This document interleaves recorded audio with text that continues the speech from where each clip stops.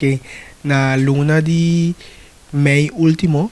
minha comprei franquia de Mestin Mundial, caminha com nossa raia e licença com nós por mana representante na Pavoneiro de certamen número 1 no mundo por parte de categoria juvenil internacionalmente. E aqui na Ana caminha com nossa designada Marjeli Doran, que me la representa Boneiro na luna de abril último na Mestin Universe e para motivo não personal é aqui não portava de caso, pois como nós sábado tem reina bom preparar acaba de caso nós opta para mandele na certamen aqui e caminha com na fim de julho próximo Boneiro lo vai desfilar em tarima internacional.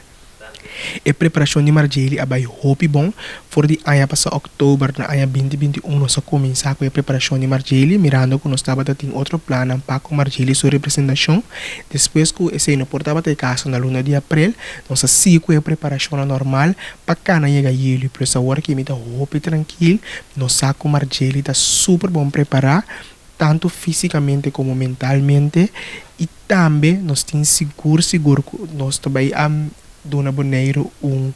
representação de gala e também a nível internacional, mirando que nós também trago diferentes desenhadores, tanto local e também internacional, para compartilhar sua participação. E certamen de Mestin Mundial está de direção de Francisco Cortés, é um certamen que tem 7 anos acaba de existência, para a realização só traz 30 anos acaba de mundo de beleza, nanta dono de diferentes franquias, tanto local na El Salvador como internacional, por exemplo, Miss Grand, Miss Supranational, etc. E certamen aqui está um certamen